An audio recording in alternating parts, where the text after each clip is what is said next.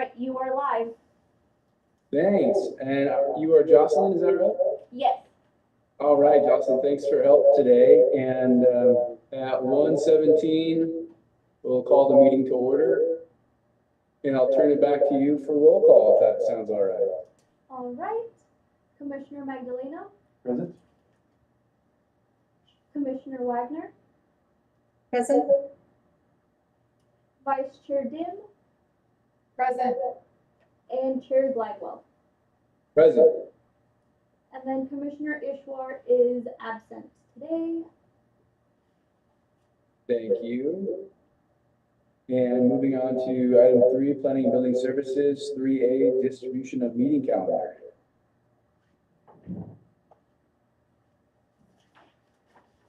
And are there any questions on the meeting calendar? It looks like our next meeting is in 2 weeks.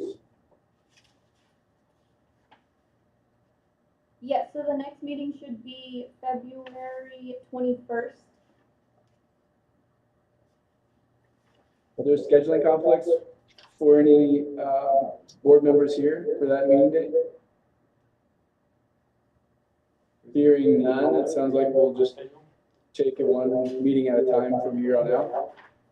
Marcus Magdalena will be unavailable to attend the meeting on the 21st, but will be okay with the rest of those meetings in March. And you're unable to attend the next meeting in February 21st, Marcus? I won't be able to attend that one. Okay. And we have a 5-person board, so will we still have a quorum without G2 or Marcus? My family's making noises about going skiing that week. Because there's no school. Oh, okay. Not ski week. Yeah. Is there an interest in postponing or rescheduling the meeting, or just skipping it altogether and starting again up in March? We have 3 board members unable to attend? 2.5. Well, we're just going to assume that G2 is going to continue to not attend. Right, yeah, it's a safe assumption probably. So, look, maybe can we get a sense of what our workload is, or how, as it's developed? I mean, we're in February already. It's going to be March before we know it, but I'm not sure what our objectives are still, as we're in limbo with an actual budget. Well, are we in limbo with the budget, Ramon? So my goal would be that after this meeting, obviously we'll probably either change the meeting on February 21st or push it out or wait till the March one, is to have, after we talk about it today, have a draft of that bid plan alongside with the budget. And now that the clerk of the board has updated the TOT and bid numbers just last week, so we can actually finalize that on our end. Great. Do you feel, Ramon, like you have a pretty good working template for the plan, or are there a lot of holes that still need to be filled from input from this group? For what I would just need is, if we are just keeping the recommendations from last year and moving those forward, which is what I would recommend, since we are currently also working on the new district plan. So I wouldn't recommend completely recreating it if we're working under the assumption that we are only gonna utilize this. The goal would be to utilize this plan for less than a year. Right, that's a good point. Sean? Go ahead, Marcus. I feel confident that if we don't meet on the 21st and just the 2 meetings in March, it will be plenty of time for us to finalize this report. You know, we'll have our first meeting in March to review the recommendations, make any fine tweaks. I don't feel like I have any strong recommendations or major changes to this report from the previous year's report. And by March, we'll have the MCTC's finance committee budget, well, the budget for the VMC set in there for us to review, and then we'll have one more meeting after that to finalize it or to review it, and yeah, so that's my opinion on the matter. Thanks, Marcus. Callie? Yeah, I totally agree with Marcus, but I do want to say I'm definitely not here March 20th. I'm on the airport. Okay. But I still agree with Marcus. Yeah, I feel the same way, especially as the conversation evolves. Cindy, do you have any thoughts? That sounds good to me. You know, and as we're talking about it, I do have a conflict on February 21st. So waiting till March 6th works for me as well, but that sounds like a good plan. Okay. Well, I mean, that sounds great. If it's so far, all of us may be able to attend on March 6th, then we should have enough content to go on at that point to, I guess, move the ball along. So, I mean, yeah, I think we just agreed to cancel the February 21st meeting. And I think maybe, do we need a motion for that, or should we make it official? I moved to cancel the February 21st meeting. Seconded. Thank you. And Jocelyn, can we get a vote?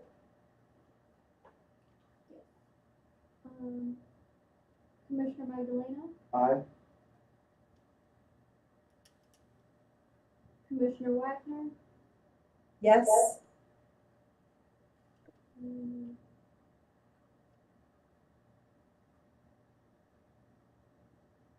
Commissioner, or Vice Chair Dim, Yes. and Chair Gladwell. Yes. Motion passes. No more meetings in February. And are there any other discussion items on the meeting calendar we should revisit before we move on?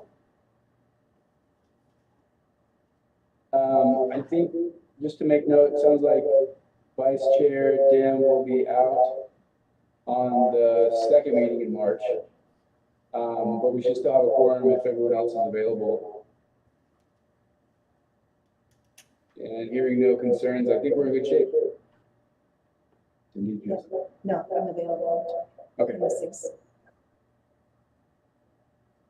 All right, so we'll move along to item 3B, presentation by Civitas regarding status of the conversion to 94 district law. And I think we have Emily here. Emily, can you hear us? Hi, everyone. Can you hear me okay? Yeah, we hear you. Yep. Thanks for being here. Of course. Yeah, it looks like I don't have video function. Is there any way to share my screen at least? It's not possible for it. That's a good question. Jocelyn, I think it's Jocelyn, yeah. Here we go. All right, I think we got it figured out here. Awesome. Well, I just have a short PowerPoint that I can share on my screen here. Perfect. And can you guys see that okay? Yeah. Awesome. So just a refresher, my name is Emily Brown. I'm a project manager with the legal and consulting firm Civitas. We've been working on the conversion of the current bid district, which was formed under the 89 district California statute. And we're trying to convert that to the more modern 94 law statute. So just a kind of quick refresh on where we've been, and I think it's been a few months since our last update, but basically fall through the end of last year, we were working with the county in getting the necessary data to help determine the budget, feasibility for assessing additional business types, such as wineries and attractions. And then we also had started developing a management district plan that we were working with county staff to get approved so we could move forward in the process. We received the data I think, end of December, and we met with the steering committee. What we found was that the data was largely incomplete, especially in terms of the sales tax information. And the sales tax information is what gives us our budgets and our estimates for the wineries and attractions. So given the time frame that we have, the steering committee determined that they did not want to move forward with wineries and attractions at this time. So moving forward, we're proposing only to assess lodging businesses in the new formed TMD. And so throughout this process, we've also been, like I mentioned, meeting with the steering committee with local businesses and local government and the county to reach consensus on the parameters. So we've checked those 2 boxes off. Step 3 is kind of where we're at now, somewhere in the middle there. We have the management district plan drafted. I think we're almost finalized with the county. We have one more meeting set, hopefully this week, to just work out any last details. And then we'll be sending the management district plan back to the steering committee for their review and final approval. And then once we have a finalized management district plan, we'll go ahead and begin the petition drive. And that's where we'll need over 50% in signed petitions from lodging businesses that will pay over 50% of the assessment, essentially. So basically $1 per vote. So if the total assessment budget is $1 million, then we would need signed petitions from lodging businesses that will pay over $500,000. Once we have the 50%, that gives us the green light to move on to the hearing process. And I'll go into a little more detail after this on kind of our proposed timeline for all of this. And then depending on when we're able to complete this process, we will either let the 89 district naturally expire at the end of June, or we will go through the steps to disestablish the district. And in talking with the county attorneys, it sounds like even if the district does expire, there's still going to be at least some administrative steps for the disestablishment. So I'll go through that in a little more detail, but we don't have those dates quite figured out just yet. But here's the timeline that we're working with. Hoping to have the MDP, the management district plan, approved by next week. And then we'll be meeting with the steering committee. So any steering committee members that are here, look out for an email soon and a doodle poll for our next meeting. And then we're hoping to get your approval on the on the MDP. Throughout this time in February also, we want to start meeting with city staff and elected officials, letting them know about the process and what's coming their way, just kind of educating them on what's next, making sure that they're also in support. And then, like I mentioned, once the MDP is approved, then we'll start actually collecting petitions from lodging business owners and representatives. And we're aiming to have over 50% submitted to the county early in March. And this timeline is all based off of, again, completing this process at the time or before the current 89 district expires at the end of June. So once we have the petitions, this is the hearing process. To stay on timeline, we would need to go to the Board of Supervisors on March 26th for the resolution of intention. And there would also be resolutions to request consent from the other local cities. And immediately following the resolution of intention or the first hearing, there would be notices mailed out to all of the proposed businesses to be assessed. The notice will just inform them of the time and place of upcoming public meetings and public hearings if they want to submit protests. So aiming for late March for that. And then just sometime between the first hearing and the last hearing to form the district, we need to get consent from the other cities. So Fort Bragg, Point Arena, Willits, and Ukiah will all have to grant consent to the county to be included in the boundaries of the district. And then We just have to follow the statutory requirements here for the public meeting and public hearing, the two final Board of Supervisor meetings. We do have some flexibility with the public meeting, and then the public hearing and the adoption of the resolution of formation just has to happen at least 45 days after notices are mailed out. And kind of as a separate process too, we will be proposing forming by ordinance as well as resolution. This is kind of more of a logistical detail, but something that we've been working out with the county. And then, so I'll go back to this slide really quickly. So aiming to have the resolution of formation and the ordinance of formation adopted May 21st. And that's because there's a 30-day waiting period for ordinances to become active. So to have everything basically approved and ready to go by the time the 89 district expires, this is kind of the timeline that we would need to follow. And then the new district would begin collecting assessments starting July 1st.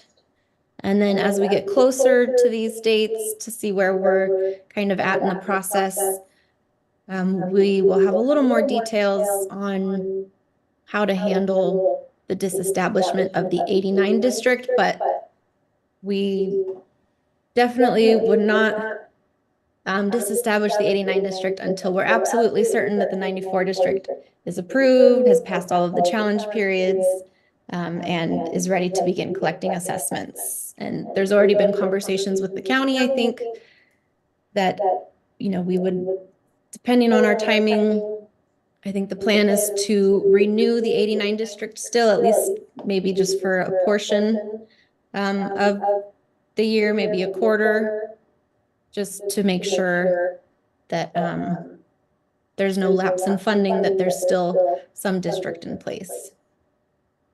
So that's just an overview of kind of what's to come. Are there any questions on the process or the timeline or anything else that I've covered? Yeah, I have one question, Emily, on the MDP approval timeline. I think it was like the second slide in February. It looks like the final MDP is approved by county staff, and then it goes to approval to the steering committee. So would that be, should that be flipped? I mean, is the steering committee need to have like a final draft before it can be sent as a final to the county staff, or does that not really matter? So we discussed with the steering committee. Basically, we had submitted, well, we gave a draft to the steering committee in December. We got feedback, and we took that and submitted that draft to the county.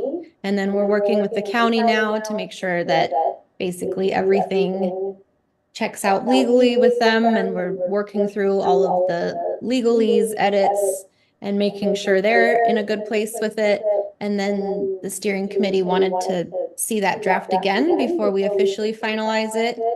And so the steering committee will just kind of be receiving the updates that we've made with the discussions with the county and making sure the steering committee approves those updates. So that's kind of the thinking behind that. Okay, yeah. So if it's approved, the final is approved by the county, and then on the 12th and then on the 19th, the steering committee has a concern and wants to change the MDP, would that have to go back to the county? It would have to go back to the county, yeah. I'm hoping that we can avoid that, but if there were any changes after that, there would need to be another review process by the county. Do you remember which parts of the MDP were any of the steering committee had a conflict with that were addressed in the next draft?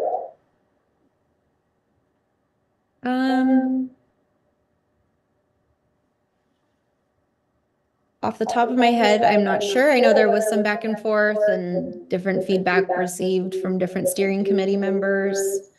But there really haven't been any major changes by the county. All of it, you know, not really any major changes to the parameters. Any of the changes that we've been making have really been centered around like the legal side of things, just like the legal jargon or the kind of the extra stuff we put in the plan to defend the district in the case of a challenge or litigation. Okay. Yeah, I guess this board doesn't have really any jurisdiction over the direction of the MDP anyway. And so maybe the questions aren't relevant, but I've been a part of the steering committee meetings and I had some concerns. And the last bit of the conversation was, oh, we will circle back. I haven't heard any updates other than now it's going to be finalized and get approval from the county before the steering committee has an opportunity to weigh in again. And to me, as a steering committee member, that's a little bit surprising just because I assumed we'd have more time to review and weigh in and offer feedback. So, and again, this is, under my purview as a bid advisory board, it has very little weight on that conversation. But as a steering committee member, I find that table and timeline a little bit concerning. So again, this is all just we're aiming to have this process completed by June 30th, and this is the timeline that we would have to follow to make that deadline. The reason why there haven't been any updates is because we submitted the draft to the county in early January based off of the discussion from the steering committee in December. We are just now, I think it was Friday afternoon, we received the county's comments. So we're going back in to change any last things, and then it's going back to the steering committee. So we're still following the process that we agreed on. We didn't think it made sense to keep, going back and forth between the steering committee and the county. We wanted, county will have the final say in this. So we wanted to get it in a place where the county was happy with it, and then have the steering committee review and add any final comments. I appreciate the explanation, and maybe I'll just have a side conversation with the board members here, but my last recollection of the conversation was that we didn't agree to eliminate the attractions completely, that there was still some work going to be done. According to your update today, Emily, that's not the case, that we're eliminating attractions.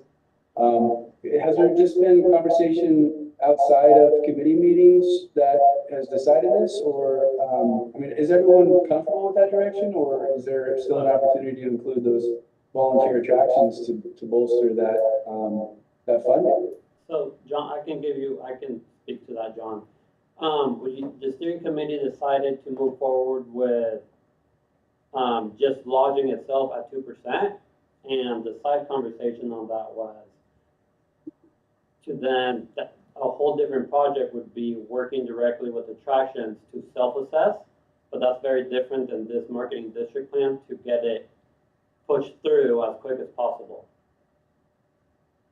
Okay, yeah, that's not what I recall from the last committee meeting, Ramon, but for full disclosure, the businesses that I represent are having some heartburn about accepting a full percentage increase on lodging without additional participation from stakeholder businesses like attractions. And so I'm trying to lobby the owners of the properties to say, we still should support this, but their side is, oh, hey, we really want some buy-in from other stakeholder partners.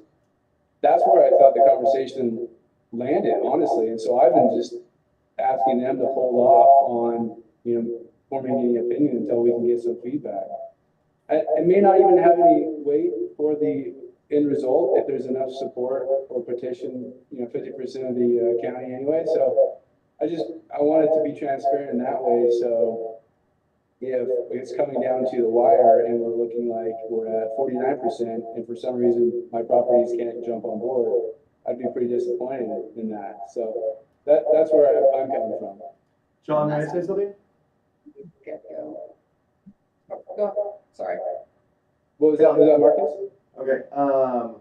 Yeah, I haven't been unfortunately attending the steering committee meetings, but this seems like the best way to go, lodging only. I mean, that is going to be the majority of the revenue raised to market. I don't know if there were any estimates on how much the sales tax assessment would be but it just seems cleaner this way. I didn't know the details of if we tried to include the sales tax assessment, whether that alters the vote, that those stakeholders have the ability to vote, and it might affect whether this passes or not. I feel that it can pass very effectively and easily if it's lodging only. And then we search for additional revenue later by trying to assess the sales tax, and that's what we're talking about here, right? Yeah, so I feel this direction is good, even though I haven't been attending the steering committee meetings. Emily, am I correct in that if we try to include the sales tax, that those shareholders or those stakeholders that collect that would then have a weigh in on the vote? Yeah, that's exactly right. Yeah. And the data was so incomplete. I talked with Visit Mendocino, and the decision was to just move forward with lodging and then at least get this district formed with the county. And then on the side, they could still pursue the voluntary agreements with any of the attractions or the wineries or any of the other businesses. But I think the idea was just to get this moved and approved and passed so that the district could be up and running. And then they could continue the conversations with the attractions and secure that funding through another mechanism. Were there any estimates given roughly of what kind of revenue the attractions assessment could bring in? The data was so incomplete, we would have to go and collect it ourselves. Yeah.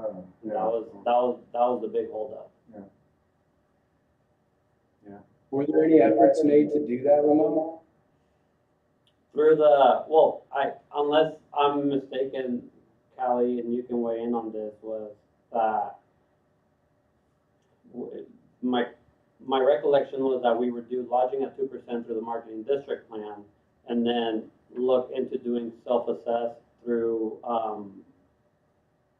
attractions primarily, but that data would have to be collected directly from them. For example, like the Skunk Train and the Botanical Gardens don't collect sales tax, so we'd have to try to collect that directly. But if we were to utilize Civitas, that would be a completely different project and contract with them separately than the marketing district plan. And I just Yeah, my memory is, I did my homework, so I think it's correct that Ramon and Emily were going to try to get some concrete numbers, at least from Skunk Train and Botanical Gardens. Skunk Train we already have, I believe. Botanical Gardens you were going to research. I gave you mine for the golf course.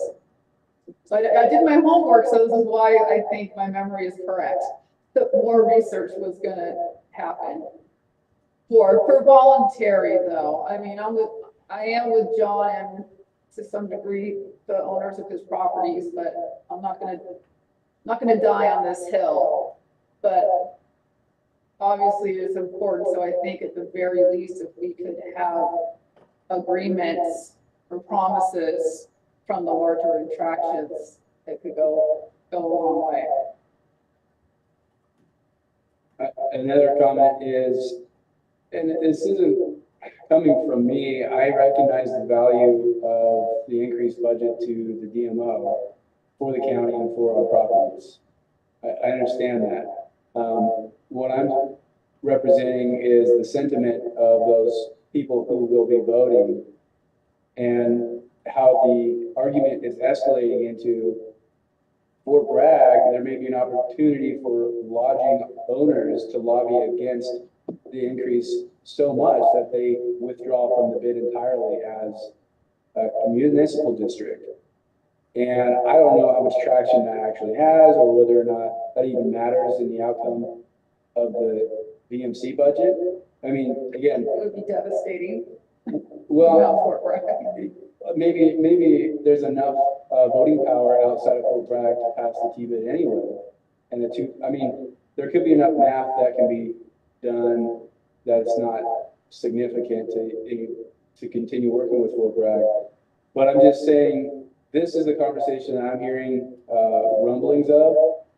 And my response to those conversations so far is, hey, VMC is actively trying to include those attraction stakeholders that will make at least some sort of significant impact on funding. And even though the official data was, was garbage, and it gave us no information about their top line revenue, we know, unofficially that the Scout Training and Botanical Gardens could contribute significant amounts of funding to the DMO over a lifetime value, right? So that's the perception from my ownership is they already want to participate.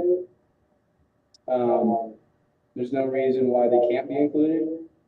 Why aren't we able to put two and two together so that it doesn't jeopardize the future of Fort Bragg's participation for funding the DMO? John, Go ahead, Marcus. I would say that we stick with that plan. I mean, we stick with the intention is to get all the people, all the stakeholders benefiting from this to be assessing and paying in, but we do it in steps. And this is step one, getting the lodging locked in first. And then step two, how do we get to the sales tax and attractions to continue to increase our revenue for marketing? That's how I would address that. So, I mean, I think I'm understanding your concern that we don't want the lodging owners to become bitter because we're collecting it and everyone's benefiting from it. Is that kind of your concern, that there'll be a sour attitude of lodging owners collect it and everyone's benefiting it, so why aren't the other stakeholders putting in? Is that? Yeah, exactly. And so much so that they will choose to vote against this new TBID measure before it can be formed. And maybe that doesn't matter because there's enough support for it.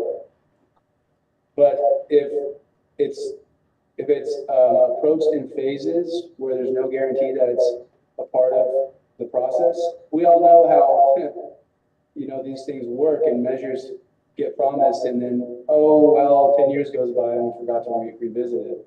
And I think that's ownership's concern is if it's not in the first draft, they're against it. They're just not going to participate. They don't. And part of it is because Fort Bragg as a city is already paying an additional 2% in taxes to Fort Bragg. So while the rest of the county is, sitting at 11%, Fort Bragg's at 13%.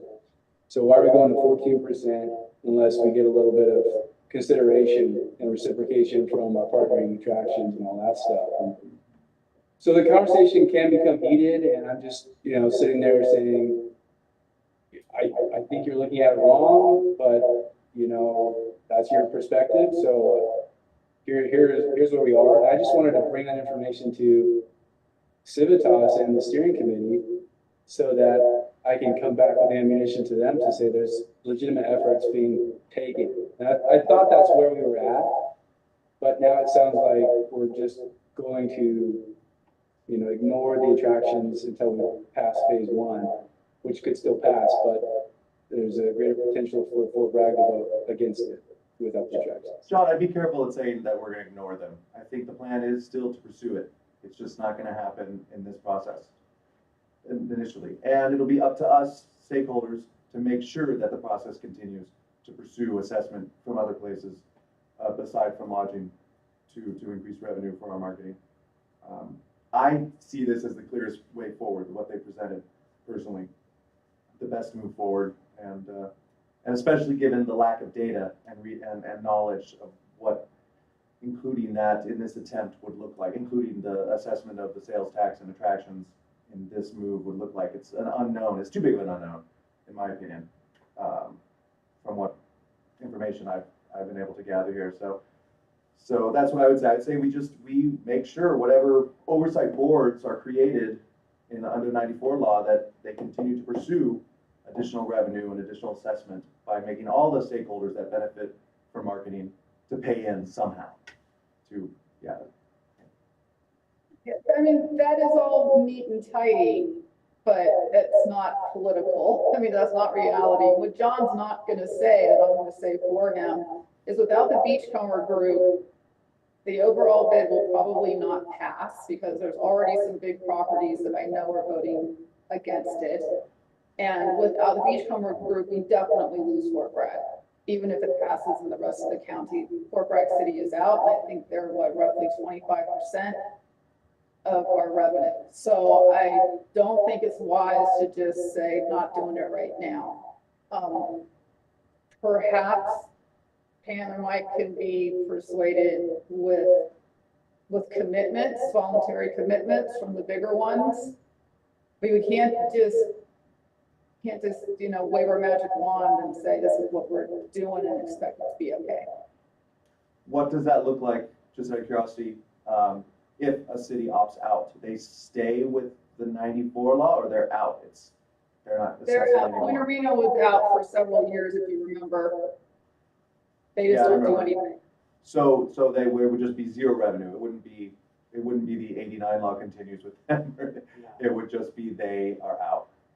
Yes. And they would correct. collect only for themselves, for the city themselves. Yes. Yeah, and I would really hate to see that. Yeah.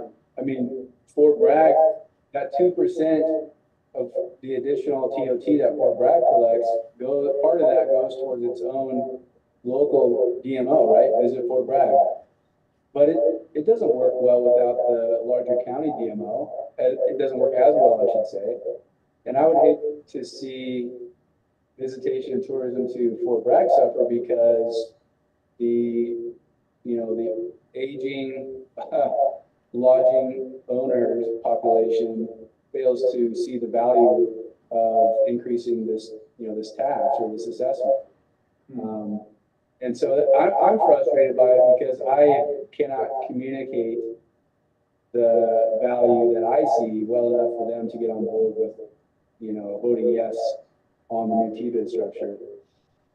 And Really, you think that if attractions and sales tax were assessed, they would be on board? specifically, if the Skunk Train and Botanical Gardens were built into phase one, then they would be on board. Like, basically, that's all they're saying. Do you think if we had contracts prior to the bid petition coming before them, voluntary contracts in place, that they would see that as the same thing? Absolutely. I think it's more of an objective commitment that falls in line with the plan to pursue them rather than, a handshake that will hope to come in phase two, because that's just not what they feel is realistic. So I think Ramon, to pick up from the steering committee, we're doing steering committee work here, totally on Brown Act, but Skunk we know is in, so it sounds like the Botanical Gardens would be your next stop. You already have me, so. Well, I have a question, Callie, because if we were to include attractions into the marketing district plan, we would have to pretty much get all the attractions to be able to sign non-disclosure agreements, to provide their revenue, to be able to weigh it, that 51%. Is that correct, Emily? Yeah, but that's not what John and I are saying. Oh, but I know, but the next thing is, if we do it separately as a voluntary self-assessment, the process of the voluntary self-assessment with Civitas is a completely different contract with VMC, so we'd be paying just two separate retainers. I'm not following you. I don't even know if it needs to be a project done through Civitas.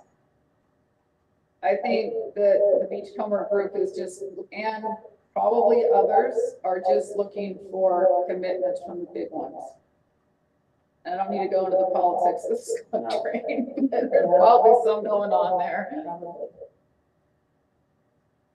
Emily, It sounds like if you can make side deals independent of, correct me if I'm wrong, No, you're if you can make side deals independent of the bid, that will suffice. The thing that came up in the steering committee meeting was, and it came from CAB, was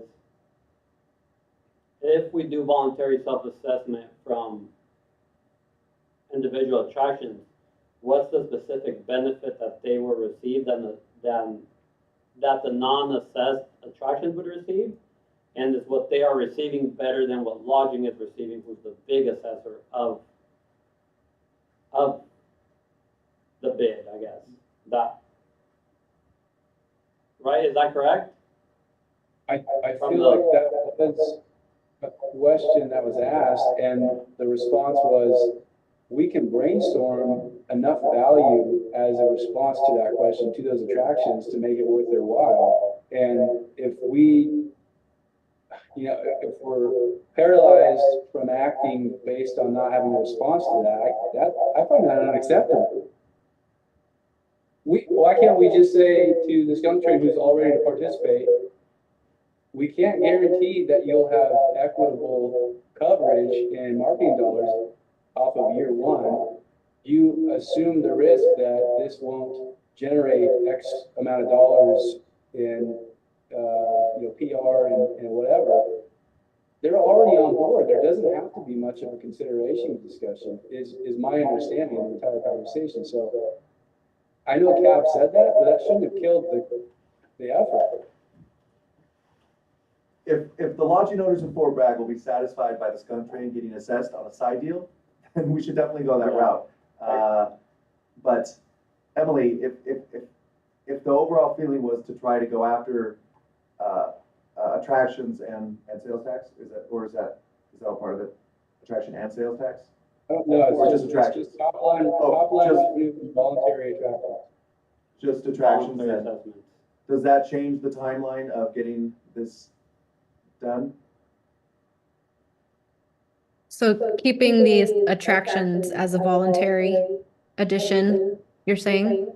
Well, no, it's, well, if that would satisfy it, yes, but I guess I'm saying if we wanted to include it in the bid as John, in this bid change, as John was implying. Yes? We're talking about voluntary now. Yeah, just specifically identifying an entity, for example, lodging plus skunk train plus botanical gardens, and this is each of their contributions. Lodging is 2%, skunk train, botanical gardens serve as voluntary attractions at 1%. Boom, that's done. I can't imagine that requires too much more Yeah. contract. I'll talk to Robert and I'll reach out to Botanical Gardens to just explain the process. And ideally, specifically for you, would be having them on board right pre-petition drive for there to be buy-in, right? And voting power, I guess, too. No, because that would be voluntary, so Oh, that, it's voluntary, okay. yeah. sorry. But written into the 94 bid agreement? No, so the marketing district plan would stay as is, while at the same time I'm working directly with, A separate deal. yeah. John, would that work? A separate deal? Move forward as the presentation and a separate deal to assess attractions? Yeah, and maybe I should just be more direct from now on, because I thought that's what we agreed on in December. So that's all that Fort Bragg's looking for is skunk train and botanical gardens to sign on. I think there'll be less opposition to the petition. What else did you say? Fort Bragg. Skunk Train and Botanical, that's it, right? There's not a lot of attractions, official attractions here in the county. Exactly. Great, so assuming that this is the plan that's moving forward, I had a couple questions regarding that, if it's okay to move on. Yeah, I don't know, Callie or Cindy, if they had any other comments on this topic. No, go ahead, Marcus. When will the oversight board or boards be determined in the new 94 structure? Emily? There's no real timeline around it. So we have the MCTC or Visit Mendocino called out as the owners association in the new plan. And then we have basically stated that a TMD committee will be formed, which will determine how the funds are spent and subject to final approval by the VMC board. So, assuming we have a start date of July 1, I'd say at least have an idea of who you want that committee to be by July 1st. And then, sometime shortly after that, the TMD committee could meet and then start to determine how that structure or process will work. So So it looks like it could be very similar to the structure we have now. The owners association is roughly what the BMC board is, I'm sorry, MCTC board is.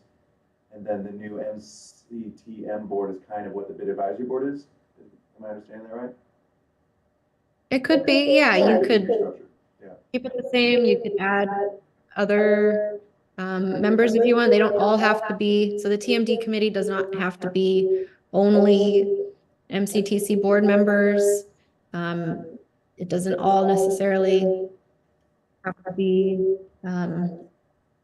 lodging business owners. It can be however you want to make up that board. Great, and who will be determined deciding this structure? You have flexibility there, so I think that's to be determined. Okay. And then I presume, it says owners association, I presume the law does not require, since lodging is gonna be the only establishments collecting, that it doesn't require that it just be lodging board seats, right? We'll be able to include other stakeholders in the board? On the committee, yes. Yes, on the committee, okay. Sorry, committee. Is this PowerPoint presentation or this packet available anywhere for reference? I'd be happy to send it to the group after the meeting. That'd be great, yeah, because, I want to talk about this with other lodging owners and get them on board. It'd be nice if I had more information. And does the county board of supervisors have the ability to reject when we go to them with approval of the 94? They don't, right? It's only the vote that would possibly stop it from happening. So county does have the final say. So if we take it to the Board of Supervisors and they vote against it, then unfortunately the district would not pass. Okay. And then I presume the 2% would, if it's approved, the 2% would start, according to this calendar, on July, lodgings would start collecting 2% on July 1st? Correct. Mhm. Okay.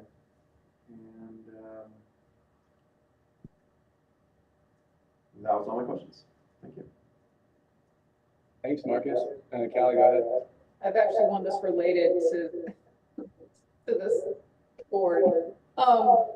The recommendations that this board has been putting in, off the top of my head, include campgrounds and non-owners, managers being able to sit on MCTC. Where did those go into the actual ordinance or the management plan? So you're saying setting specific requirements for the makeup of the committee? Well, I mean, at one point we rewrote the actual ordinance to, anyway, that said things like, who could be on the board. I don't know, I forget all the 19 points. But I'm just wondering, there's been recommendations submitted by this board, some of them over and over, that I think we would like to see captured, and I'm wondering where those go. I don't think the management plan is where they go. I think it's the actual bid ordinance. So Where do they go? if you want that much structure and you want those guardrails and you're absolutely certain that that's not going to change over the course of 5 years, we could put it into the management district plan, but I wouldn't advise it because it's hard to modify that. If you want it in the ordinance, you could, kind of the same. It's a little easier to modify the ordinance than it is to modify the management district plan, but there's still a lot of Board of Supervisor steps for that. There's no requirement in the 94 law that you have to get into that level of specificity. So generally, we recommend actually keeping it as general as possible so that you have flexibility. We always say at this point in the plan is that the TMD committee will be formed and it's going to manage, or it's going to make decisions about how the funds are spent. We don't have any requirement to go into any more detail than that. But if you want that, you can add it if you'd like to the ordinance or to the plan or. Are campgrounds already in the plan? Sorry? Are campgrounds already in the plan? Sorry. Yeah. Okay, so check that one off the box. I guess I can go through, some of these recommendations predate my existence on this board. But I did sit in on rewriting the actual ordinance. I'm happy to go through the recommendations to see, suggest to this board where they belong in my mind for next meeting. Yeah, that'd be great, Cal. And are you thinking as a way to ensure that like, the ordinance can help steer the new P bids, I guess, oversight? Well, I don't know if oversight's the right word. There's just, like, right now, the ordinance is written so specifically only owners can sit on the board. And we want you to be able to sit on the board, for example. So do we just remove who can sit on the board? Or do we add, what this recommendation has been, do we add managers? I mean, I don't know, Emily may have to guide us, Or depending on the recommendation. is Emily saying that none of those need to exist at all? I think that is what she's saying. Yeah. But then how do we make sure that the managers can sit on the board? And how do we make sure our recommendations actually see the light of day finally? Yeah. Right, we do want certain parameters and qualifications for the people sitting on this committee. I guess you're asking, when do we establish that and who does it? Yeah. Since it's not gonna happen, since it's too broad in the MDP. And I will say, typically, we recommend, if you do want those kind of parameters or guardrails, we recommend putting that in the bylaws. So maybe the bylaws of MCTC, and then there's a lot more flexibility usually in updating bylaws than it would be to update the management district plan or to update the ordinance down the road. And I do just want to kind of add some clarification here. The ordinance for the new district is going to be different than the ordinance for the 89 district. It's really, the ordinance for the new district will kind of just mention what we have in the management district plan.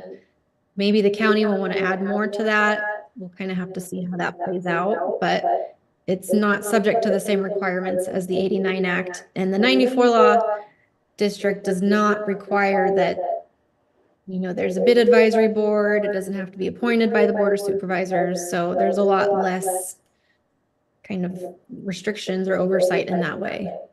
There's more flexibility.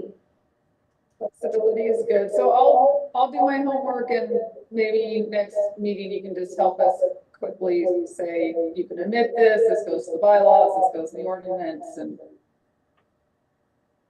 Okay. Absolutely. The breakdown of the board seats is in the bylaws, Callie. I'm sorry, the what is? Oh, the breakdown of the board seats are currently in our bylaws. Okay, thank you. And the new bylaws then would be based off of whatever we want to put in them, or would they exist as they are now within MCTC and they're just kind of carried over? So the formation of this district isn't going to have any effect on the MCTC bylaws. They're two completely separate policies, and they have their own structures and everything. So you could make those changes at the same time if you wanted. You could change the bylaws after the district has been formed. That's really up to you. It doesn't have any connection to this district or the conversion. Got it. Oh, thank you. Okay, that's helpful clarification. Yeah, it sounds like we're open to, it sounds like each location that adopts this creates its own, the details of its governance structure. Yes. Each district as a whole, or Oh, I'm sorry, Do I you mean, mean- like, in each location that adopts this 94 law, you know, whether it be Tahoe or us, they create their own governance structure, the details of it. yeah. Mhm. And since, I would suggest also, since we have spent so much time, Callie, creating a good governance structure, that we probably wouldn't veer far from it or alter it too much. We'd probably just keep it as is, maybe tweak it a little bit if necessary, and then approve it But of course, tweak it to add, you know, managers and higher up positions to be able to sit on the committee, things like that. Great. And Emily, does that conclude your presentation, or was there more that you had to go over?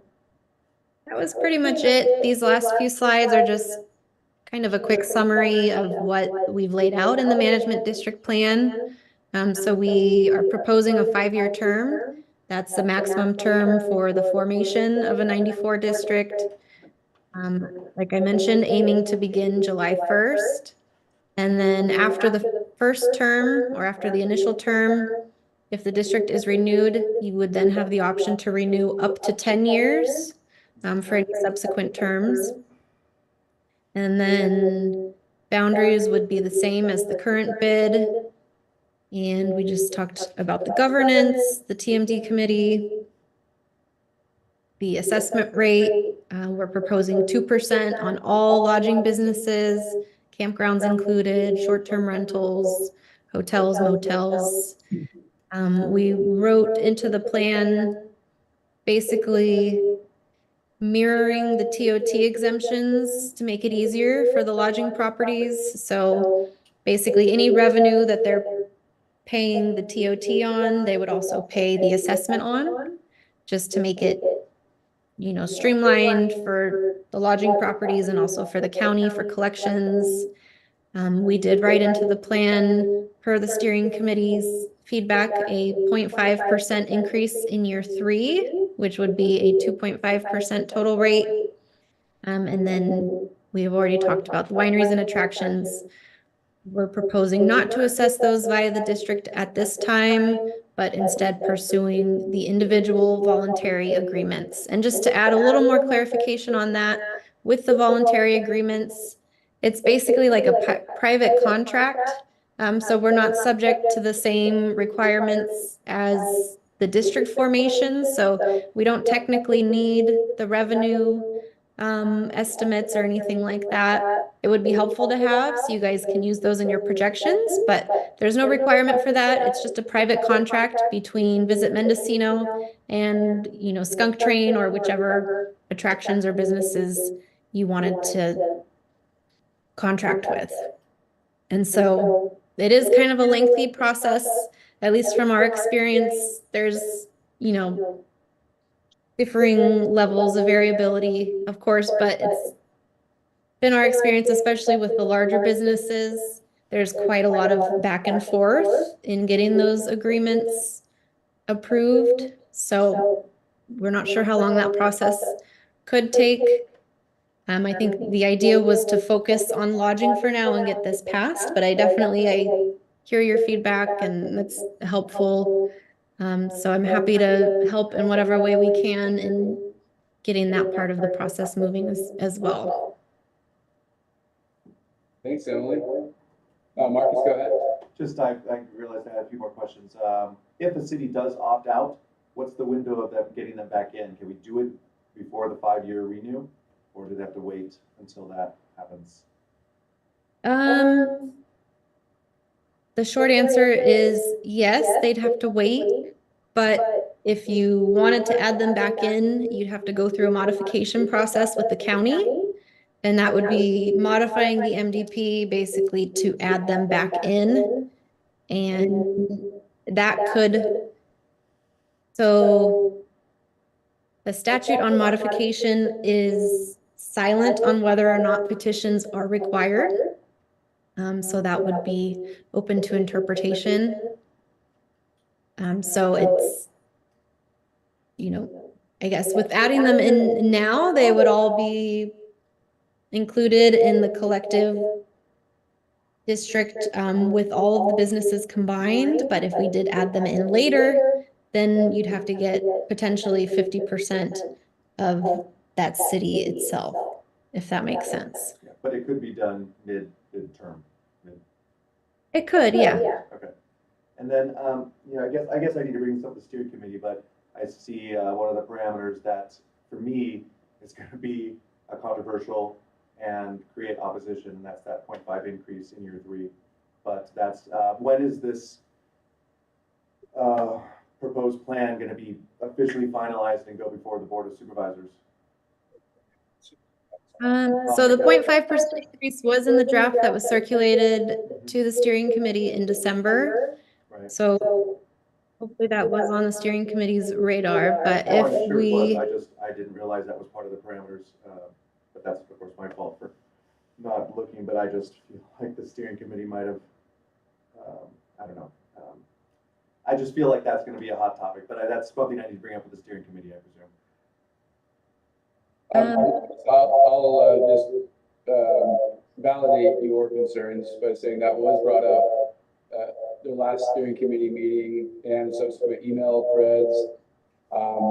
We can go back through the threads, but my understanding was that this would be addressed with a follow-up steering committee meeting before it was made a part of the final MDP.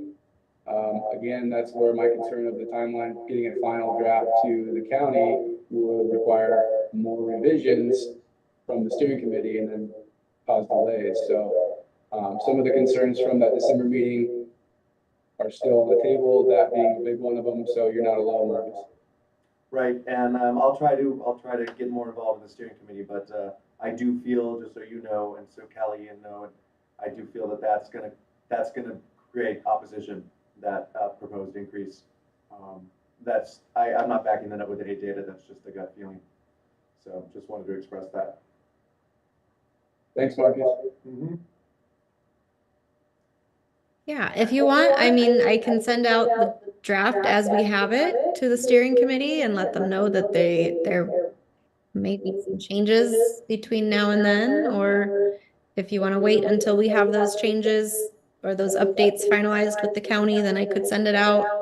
I'll kind of defer to you on this, but it was more so for document control and, instead of going back and forth between both parties, since the county is going to be the one with the final say, we just needed to get the language in a good place with the county. And then if there's any tweaks to the major parameters or,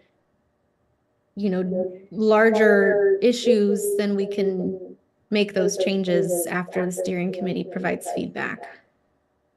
What are you saying, Emily? Is just to stay with the timeline, let the county do the major overhaul with language, and then the steering committee, it would be fairly easy to just cross out perhaps that 0.5% increase, and then it would go back to the county, but that would be quick in theory.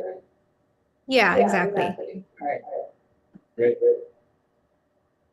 think that's a good way to say it, Callie. Thanks for clarifying. I wanted to ask a question, Marcus, if you're done with your couple of questions. Okay. On the pie chart where you have a sort of estimated breakdown of fund allocation, what is the deal with the county fee? Is that pretty standard as far as districts are concerned? Does the county always get a piece of the pie?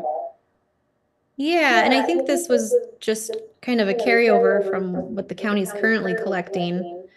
But usually we see anywhere from 1 to 5% for the jurisdiction that basically holds on to those costs or that fee to cover their own costs for collecting.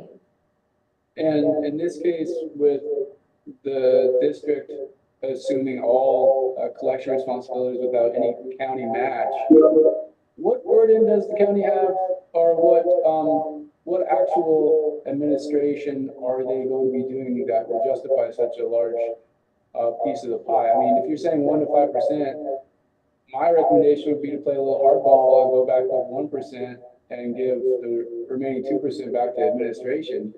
Because the county at that point is not doing anything, they're not even giving any matching funds. Why are they getting our money that will be hard to collect?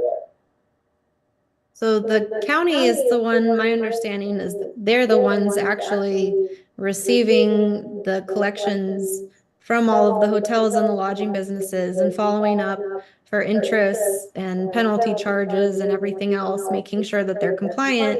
And they take those funds and then they forward that to Visit Mendocino. So it's to cover their administrative costs for doing the physical collecting. I wonder, I'm sorry, Cindy, go ahead. You're probably about to say the same thing. So what does the administration operations cover? I guess BMC. Is that BMC? Mhm. Yeah, okay. The county vastly benefits from tourism economically. They shouldn't, I don't know, I'm just wondering if there's a way, who's guiding this, portion in a final MDP toward the county? I would just think that there's an opportunity to completely remove that county fee and say, if you want anything, you gotta give us a little bit of a funding match because you pulled all of it. So why are we giving you $69,000 when we are benefiting you economically by increasing the T-bid? So that's my concern there. This would be a lot of the stuff I would probably bring up during steering committee meetings if we had them on a regular basis. But we're having it now because it's in front of us. So I wonder if there's a way for us to have that conversation. Yeah, again, this was in the MDP that was circulated in December. I don't think any of this was brought up at that steering committee. I'm more than happy to get a steering committee meeting on the books as soon as possible so that we can go through all of this. But I am happy to discuss this more if we need. Yeah, just to your point, Emily, yeah, I would say probably get as many steering committee meetings as you can scheduled. And I know that there are many committee members who feel like they're in the dark on what's happening before final MDP is put together. So I appreciate it. John? Marcus. Yeah, just so you know that the county fee is up to 3%.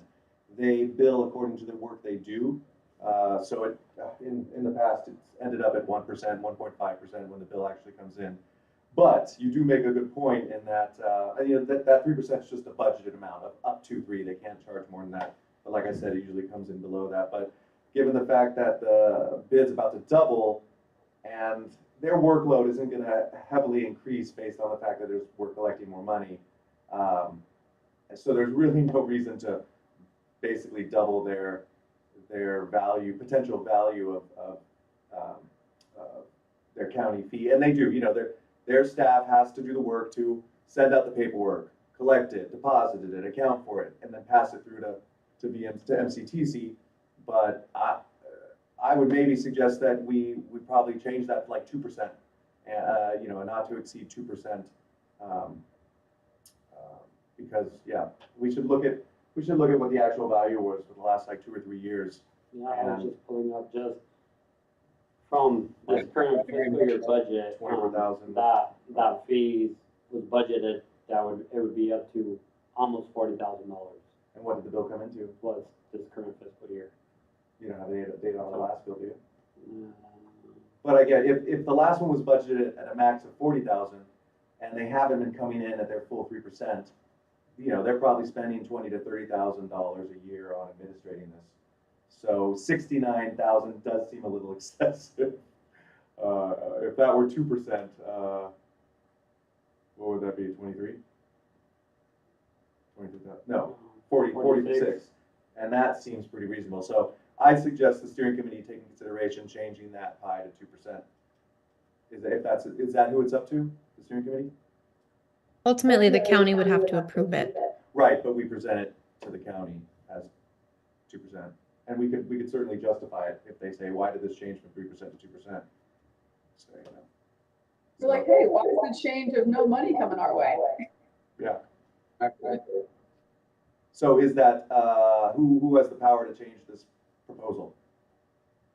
I will mention that in our next draft to the county and get their feedback. Okay. Yeah, I would say, Emily, don't take this board's recommendation for it. I mean, I think we would have to come back to the steering committee to accept that recommendation. But I would even go as far as to recommend removing the county fee, ask them to handle collections of assessments as a courtesy for sticking it to the logic community over this funding reduction. I just think it's ridiculous. John, I hear you. I don't think that's fair to ask the county to do that. If anything, Yeah, maybe 1%. If you wanted to get really stickler, 1%. But really, we should base this on data and numbers. We should look at what the previous year's fees have been, and use that to justify. If they're spending time and manpower or person power on this, then, they should be compensated for it. For Yeah, that no, value though, I but hear not you. an excessive value beyond what they need.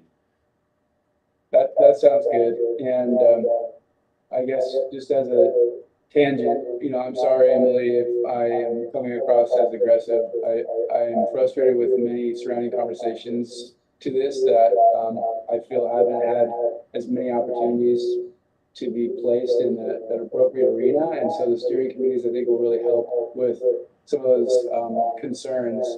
And I appreciate your facilitation. It's certainly not directed at you, so I apologize if you're sensing some frustration. Yeah, no worries. And it's very valuable feedback. I will, it's difficult to go between the county and also submitting drafts to the steering committee. So that was, I think, what we had decided, but I'm happy to send out the draft currently to the steering committee so that we can begin those discussions as soon as possible. And I'll send out a doodle poll so that we can get something on the calendar quickly. Great, and I think as a lot of the steering committee members are realizing that, the structure isn't as important for as much, consensus or even unanimous attendance. It's kind of like, hey, we're gonna talk about this. If you show up, great. If not, we're not gonna wait for you. So I think now that we're a little closer to a deadline, we just fire off these opportunities to, flesh out the details and not wait for everybody to be a part of it because we're just gonna miss the bus at that point. Sure, absolutely. Do we want to set a meeting for next week then and just get as many Yeah, absolutely. as possible? Okay, I will send out a meeting or a doodle poll for a meeting. Thank you very much, Emily. Of course. Any other questions? Hearing none, that's item 3B on our list today. Anything else before we move on? And Emily, thank you very much for your time today for this board and for offering to help move it along by scheduling another meeting. So we'll look forward to that email. All right, thanks, guys. Thanks, Emily. Item 4, bid annual report discussion and direction regarding preparation of the annual report. And I'll just real quick ask for a reminder on time. We're at 2:30. Do we have a stop time today? 3 o'clock, okay. So 30 minutes left. Not that we need to use all of this time, but are there specific notes on item 4A that we want to get into that, may have already been discussed, but that we can sort of re-nest under this agenda item? I'm already working on the draft, or been working on the bid draft. So from the direction I would, what was that, John? Oh, no, I think it was a little feedback on our end, but go ahead, Ramon. So what I was gonna ask was, on the recommendations that are on, do we want to just keep on the new, bid, report that we're working on, just the 23-24 recommendations? Because I think there's some recommendations from 2022 on there that have kind of just been carried over, which was switched to the 94 law, lodging from 1% to 2%, including private campgrounds, lodging operators, switching the word lodging operators to general manager, a similar top-level employee, and recommending that they continue to explore options to returning to a monthly TOT and bid collection system. Yeah, and I think Marcus said it too, but probably just keep the same, carry forward the recommendations. And maybe it's an opportunity for us to highlight that recommendation of adopting the 94 law as this board's, big ticket item. Because when we eventually publish the report, whatever the executive summary says, it'll probably be, a big portion of it will be about the ambiguity of our budget this year and just how all of this is so volatile. So, you know, our resource and attention has been spent on the efforts surrounding the new 94 conversion. And I think if we try to bury that with too many other recommendations, it just won't be as impactful. Was I didn't know which of those was recommendations actionable by MCTC and which ones were the county, but the only change I would suggest, I think that moving to 94 was actionable by MCTC. I don't know if it probably wouldn't even be relevant for us to say actionable by the county to approve the move to 94. But we'll have the opportunity in the next meeting to adjust any of those. So I say we let Ramon, you know, mock up that draft. We'll have plenty of time to look at it before the next meeting, and any tweaks or changes or additions, we can certainly add that. Say from my memory, I think I'm the one that put that on there about the going back to the monthly collection, because I literally get stopped on the street about that. But that's anecdotal evidence. The survey that you put out to the Lodging Association had different Yeah, responses. that was interesting, wasn't it? Yeah. It was like overwhelmingly quarterly was the preference. Mhm.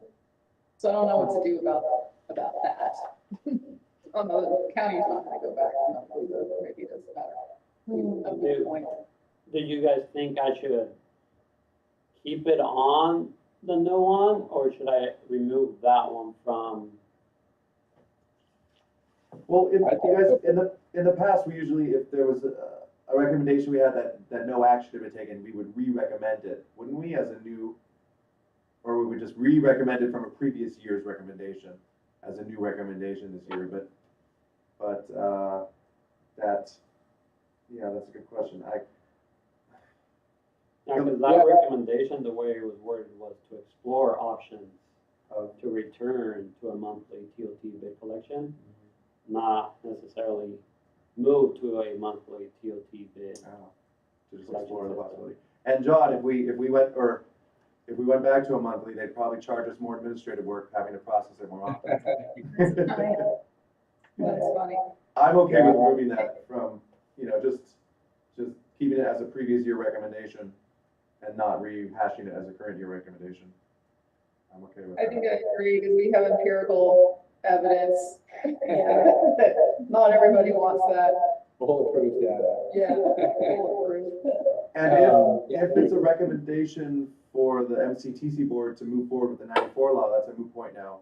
That shouldn't be rehashed. The MCTC board is moving forward with that, as well as the next recommendation you read after that, which was Lodging operator to general manager, Yeah. similar top level employees. lodging operator. Hopefully that is the intention of everybody already, to include high level employees, not just lodging owners, to be able to sit on the committees. So I don't know, a lot of these seem like loop, you know, that they've been addressed. Well, Marcus, the one about the managers, we are blocked from doing that now because of the way the ordinance is written. Mhm. So if I'm hearing Emily correctly, we leave the ordinance more generic and move that over to the McTC bylaws. Okay, that makes sense. And so, as part of the annual report, would that even be a part of, like, would we include that or just leave it out for the report? Because we're not gonna ask them to rewrite the current ordinance Right, right now. We have an opportunity to start from scratch, Yeah, present them with the word. right. So remove, I guess. Yeah, that sounds good. Assuming that we will have a new ordinance because of the T-bid will be passed. Assuming that. If it's, I mean, I guess our board's responsibility is to recommend, or make these recommendations with the assumption that it will be renewed, at least temporarily, So until, we'll leave it in, you're saying. maybe, yeah, especially if we're having a 6-month overlap between our existing 89 and maybe the new 94 formation. Or worst case scenario, it doesn't pass at all, and we have to renew 89 altogether. Yeah. Maybe we don't throw the baby out the bathwater, but, you know. I agree. Maybe we should form this report with that in mind, presuming it doesn't pass at all. We want everything in this report to continue forward properly. So maybe we operate under that assumption as we make this report. Yeah, I think that's the way to go, and just hope that everything gets thrown away anyway, you know. So I would just carry them over how they were. Update what needs to be updated, so then by the March 6th, what is it? Yes. Yeah, by March 6th, meeting, we have a draft to review and hopefully minor changes from there to then at the next meeting have a final. That sounds great. Oh, there was one recommendation I think we removed last year because until the county got their system in place and we're not able to provide data, we took the recommendation off to collect data. But I still feel really strongly about that recommendation that we should be collecting more data from the lodging owners about, And it was capture, the most important was to capture average daily rate and average daily occupancy added to those collection forms. and if the county has gotten their software in place and can interpret data now, that they should start collecting it. You know. And that should be a recommendation regardless of whatever happens, the 89 stays or the 94 goes in. Yeah, I agree.